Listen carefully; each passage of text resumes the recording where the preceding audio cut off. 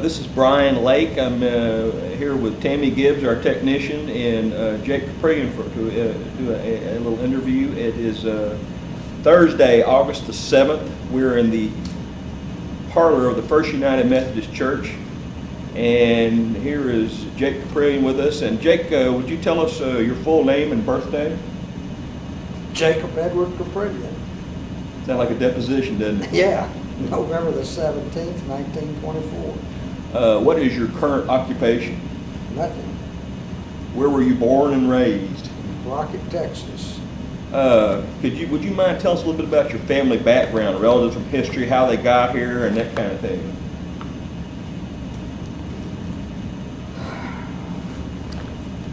Well, my father had an uncle who went to Waller County in Brookshire in 1888. He came from Armenia, and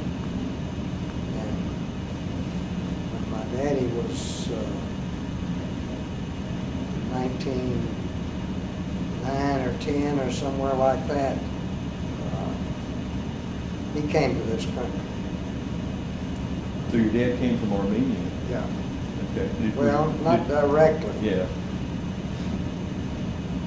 The Turks were conscripting for the Turkish army, and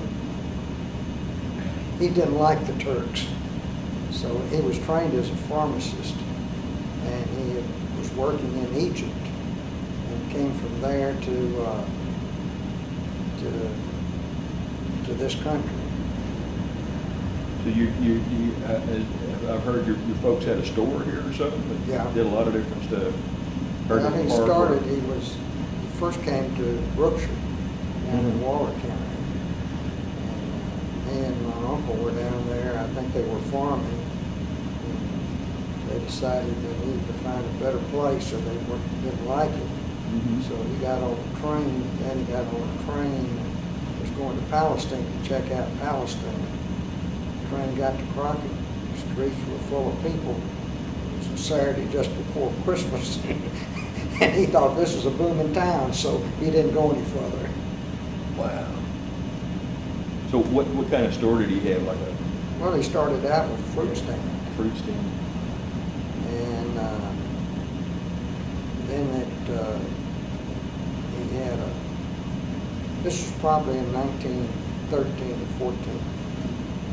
And then he had a cafe where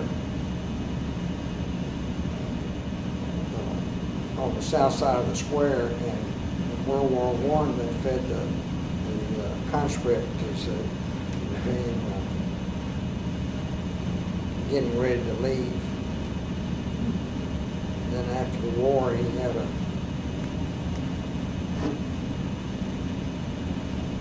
I guess they had a grocery store, I don't know, but at one point they went to California. They were going to had a grocery store in California, but that didn't last very long. It was back in Crockett. So he packed up and moved the whole family to California? I think that's before I was born. Yeah. Where was your mother from? She was from Constantinople. Where did they meet? I don't think they did. I think it was an arranged marriage. I think my Uncle Jacob arranged it. And my dad went over, and they had a wedding, and then they came back to Texas. Where was the cafe? What building is there now? Where the community room of the First National Bank is. Okay. Used to be a drugstore. And before a drugstore, in 1917, he had a cafe there. Any of the original structure there at all? Probably bricks or something. Same building, been that way all my life. It hadn't changed any. Do you remember hanging out in the cafe when you were little? No, I wasn't even born. Oh, okay. That was 1917. Now, what were they doing when you were born? What? He had a grocery store. Mm-hmm. Where was it located? Where the courthouse annex is. There was three different buildings. There was the grocery store in the middle and a dry goods store on the corner. And at one time, there was a little hardware store on the left side. Was it- where the courtroom is now? The Commissioner's courtroom, it was a hardware store. Was it known as the Bromberg Building back Yeah. then? Yeah. See, my grandpa was upstairs there, wasn't Yep. he? So you There went, was a stairway yeah, between those two buildings. Just about where you go into the courthouse now, there was a stairway, went up some stairs there. you went to Crockett Public Schools. Yes. You played football, I've seen the photos. Well, you can't say that. Were you in the band? Yes, What'd you play in the band? I played clarinet and the oboe and the baritone sax. Wow. At the same time? No, just in progression, Did you know William Smith? certainly. Yeah. You know, Jay Barksdale's got his place out there, and he found a bunch of those old high school annuals in the attic up there, going way back. Bill, let's talk about World War II a little bit. You remember what were the first changes you remember about World War II when it started? I mean, do you remember, was there a lot of rationing going on? Well, yeah, In Crockett? I guess I was a junior. I was working at K. Williams. And we were putting in the Christmas windows on Pearl Harbor Day, that Sunday. And I probably was a senior that fall, and then I went to university for a summer and a semester, and then I was in the Air Force. So I wasn't around as a civilian for the rationing. Did you enlist? Yes. Did you pick the Army Air Corps? Yep. So you went to UT for a semester or so there I before? went to summer school and Uh-huh. fall semester and started a spring semester. What was your rank in the Air Force? Well, I was, after I graduated from bombardier school, I was a second lieutenant Where did you serve? in, out of Norwich, England. We were stationed there, our base was there. You remember your first days in the boot camp, by any chance? You remember much about that? I remember Wichita Falls in the dead of winter, and it was rough. Cold, cold, cold. Do you remember your instructors at all? The drill sergeants, or whatever they, no, long time ago. Did you travel much while you were over there in France? I went in France. Oh, I was in thought you were England. stationed in France. Oh, England, okay, all right. You got any stories about correspondence, and how you kept in touch with family and that kind of thing during the service? Just writing letters. Yep, that was it, huh? Yep. What was food like? I don't know. Did you keep a diary? No, You didn't? Are you sorry you didn't? no. Not really? No. How'd folks entertain themselves? You just didn't really, did Well, you? you didn't have much. We were playing cards. Did you see any combat? Well, we flew 35, I flew 35 missions. 35 missions. Yeah. Did you hit any targets? Just French church houses. I've heard that before. Was anything you did especially for good luck? Any kind of rituals or any tokens you carried with you, something like that? No. Nothing really? Just numbers up, your numbers up kind of thing? Yeah. Did you win any awards or citations, medals, that kind of thing? Just the air medal for having been there. Yeah. If you had to single out one memorable experience, what would it be? What, either funny or otherwise, about the war? Well, one exactly about the war is when our crew, when we finished training, picked up a new airplane in Topeka, Kansas, and flew it to England. And we thought it was going to be our plane, but they took it away from us and we got there. But it was, we were flying from flying around Newfoundland. And it's the first time I'd ever been in an airplane flying in the clouds, flying on instruments. It bothered me. Of course, the pilot knew what he was doing, but it scared the fire out of me. Not being able to see anything but gray and knowing I was going to get someplace and get out of that thing. But was it a bomber? Yeah, it's a B-24. What, P-24? B-24. B-24, okay, wow.